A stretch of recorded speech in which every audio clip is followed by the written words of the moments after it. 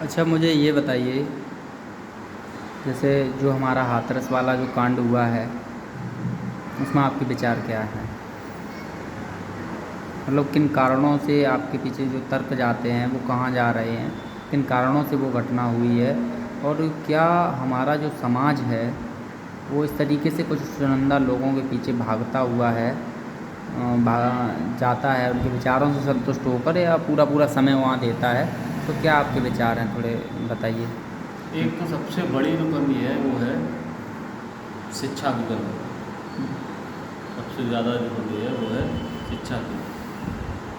क्योंकि जो लोग वहाँ मारे गए, आप देखोगे उसमें एक पर्टिकुलर एज के लोग हैं और ज़्यादातर उसमें जो है महिलाएं। तो एक तो ये जो अपने देश में धर्मगुरु जो है ना, धर्मगुरु जिन्हें हम धर्मगुरु मान बैठते हैं, तो वो एक्चुअली में धर्मगुरु नहीं है। वो क्या है कि अपना बिजनेस, उनका बिजनेस है, वो अपना बिजनेस चला रहे हैं। धर्मगुरु नाम जो उनको दे दिया है जनता ने, वो गलत है। समझ रहे हो? और वो एक्चुअली में वो खुद ही धार्मिक नहीं है। क्योंकि धार्मिकता जो होती है वो इस तरीके की, कभी उसमें ये विध्वंस जो हुआ इस तरीके का, मानव कितने इंसानों की जान हुई, ये अगर वास्तविक में देखा जाए, अगर कोई धर्मगुरु, सच्चा कोई धर्मगुरु होगा तो इस तरीके की घटनाएं होने का सवाल ही नहीं। तो लोग जो भारत की भीड़ भाग रही है जिनके पीछे, वो खुद ही आध्यात्मिक नहीं है, तो लोगों को क्या अध्यात्म सिखाएंगे? और मैं भीड़ से तो यही, जनता से तो मैं यही अपील करूँगा कि जो ज्ञान है, गुरु अपना जो है बहुत तार्किक होकर चुनिए। गुरु ऐसे मत चुनिए कि मेरे पड़ोसी जाते हैं तो मैं भी जाऊंगा, या जिसके यहाँ ज़्यादा भीड़ होती है तो मैं भी जाऊंगा। भीड़ से कोई संबंध नहीं होता है धार्मिकता का। बल्कि मैं तो ये कहूँगा, जहाँ जितनी ज़्यादा भीड़ दिख रही है आपको, उसमें धार्मिक लोग बहुत कम हैं। क्योंकि जो संसार, जो समाज जो बना हुआ है, वो भीड़ से निर्मित होता है। और भीड़ का काम क्या है? वो तुम्हें अपनी तरफ खींचने की कोशिश करेगी। जैसे तुम्हारे आसपास जो लोग जाते हैं जिन माँ बापों के पास, या जिन्हें धर्मगुरु कहते हैं लोग उनके पास, तो वो तुम्हें भी प्रेरित करेंगे जाने के लिए। और तुम्हारे मन में प्रश्न उठेगा कि यहाँ जाना चाहिए कि नहीं जाना चाहिए। फिर तुम्हें ये लगेगा कि इतनी ज़्यादा भीड़ होती है तो कुछ ना कुछ तो वहाँ मिलेगा। लालची तो है ही इंसान। उस लालच के चक्कर में और लोगों की भीड़ देख के वो भी दौड़े पड़ते हैं। मेरा यही कहना है कि अपना गुरु अच्छे से चुनिए। पहली चीज़ तो मैं ये भी साफ कर दूँ कि भारत में गुरुओं का अभाव है। जिन्हें हम वास्तविक धर्म गुरु कहते हैं, उनका बहुत बड़ा अभाव है। तो किसी के कहने पर, किसी भीड़ को देखकर अपना चुनाव ना करें। क्योंकि ये आप देख सकते हो ना, जिस तरीके से वहाँ जाने गए, ये जाने ना तो वहाँ डिसिप्लिन था कुछ, ना तो वहाँ पर कोई अच्छी जो है प्रोग्राम को मैनेज नहीं किया गया अच्छे से। कि जब इतनी भीड़ हो रही है, एक तो मौसम गड़बड़ है, तो वहाँ पर इस तरीके की भीड़ जुटाना क्या सही है कि गलत है?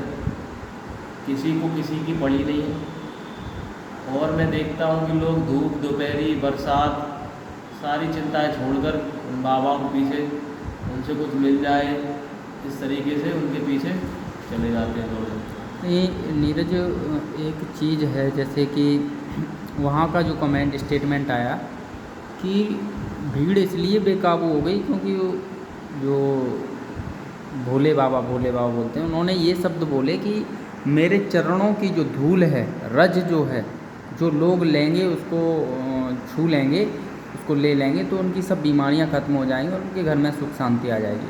तो ये क्या तुम ये मानते हो कि किसी के चरणों को किसी ज़मीन पर पड़ने पर उसकी रज में शक्ति आ जाती है, ऐसा कुछ हो जाए? या क्या तुम मानते हो इस चीज़ में? या ढोंग पाखंड है?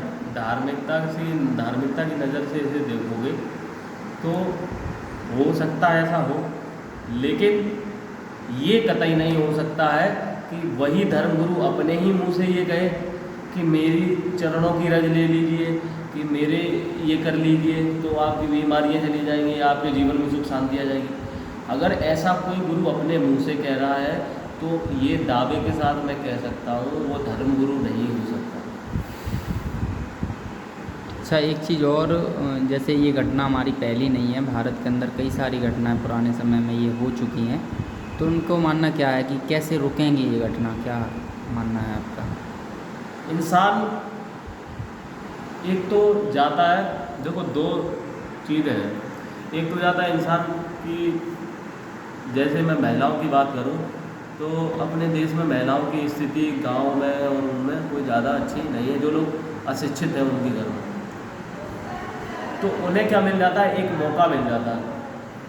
उन्हें मौका ये मिल जाता है कि इसी बहाने घर से बाहर जाने का मौका मिलेगा और थोड़ा लोगों इतनी भीड़ में जाएंगे तो अपना मतलब एक जीवन का आनंद उन्हें मिलने लगता है इस चीज़ में। उनका अध्यात्म से कोई लेना देना नहीं होता। जो भी भीड़ इकट्ठी होती है, जो लोग इकट्ठे होते हैं, उन लोगों का अध्यात्म से बहुत कम लेना देना होता है। जो ज़्यादातर महिला होती हैं वो घर से प्रताड़ित जो होती हैं, तो उन्हें एक मौका मिल जाता है कि इसी बहाने बाहर घूम आएंगे। और जैसे आप कह रहे हैं कि इसको कैसे रोका जा सकता है, ऐसी घटनाएं बहुत बार हो चुकी है। इसको रोकने का एक ही मेरे हिसाब से तो एक तरीका है। पहले तो शिक्षित लोग जो है, जो तार्किक बने, पहले तो लोग कैसे बने, तार्किक बने। सबसे अच्छा तो यही रहेगा जब लोग तार्किक हो जाएंगे तो ये इस तरीके के जो बाबा है वो विलुप्त हो जाएंगे। इस तरीके के जो धर्म गुरु अपने आप को मानते हैं वो ख़त्म हो जाएंगे, विलुप्त हो जाएंगे, क्योंकि फिर उनकी मांग नहीं रहेगी जैसे जैसे शिक्षित हो जाएंगे। और मेरा तो यही संदेश है कि अगर जो अध्यात्म के लिए जा रहे हैं लोग इनके पास, उनके लिए तो मेरा यही कहना है कि तुम जो पृथ्वी है, या तुम पैदा ही उसके अंदर हुए हो,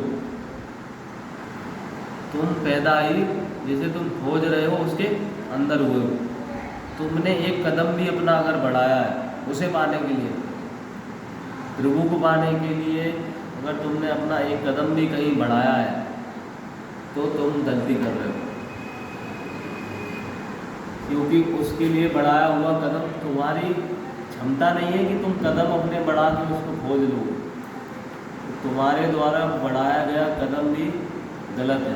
अगर तुम खोजने जा रहे हो, तुम उसी के अंदर हो, उसी के अंदर जीवन व्यतीत कर रहे हो, तुम्हें कहीं भागने दौड़ने की ज़रूरत नहीं है। तुम जहाँ हो वहीं शांति महसूस करो, और आसपास का वातावरण जो है वो अपने आप से तुम्हें अनुभूति होने लगेगी कि ये जो प्रकृति है जिसमें तुम रह रहे हो, जो लोग आसपास रह रहे हैं, जो भी संसार तुम देख रहे हो, वो खुद ही भगवान है सारा।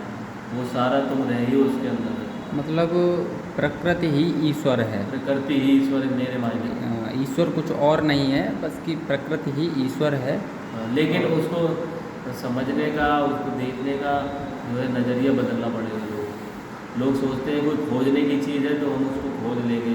इन्हें बड़े बड़े पांडालों में जाके बड़े बड़े धर्मगुरु, जिन्हें मैं तो मानता नहीं हूँ इन्हें धर्मगुरु, जैसे जनता मानती है इन्हें धर्मगुरु, तो इनकी भीड़ में इकट्ठा होकर इनको लगता है कि हमें किसी प्रकार का कोई वो मिल जाएगा, ऐसा कुछ नहीं। तो भीड़ जहाँ हो उससे बचो, क्योंकि भीड़ में आध्यात्मिक लोग नहीं है। मेरी यही अपील है देश के लोगों से, जहाँ भी तुम्हें बहुत ज़्यादा भीड़ दिख रही है वहाँ अध्यात्म नहीं है। तुम भीड़ में जाओगे तो वहाँ मनोरंजन हो सकता है, तुम अध्यात्म घर लेके नहीं आ पाओगे, क्योंकि अध्यात्म ऐसे बंटता नहीं है भीड़ में राशन की तरह। अध्यात्म खुद से महसूस किया जाता है। ठीक है, बहुत अच्छा लगा। ठीक है, धन्यवाद साथ।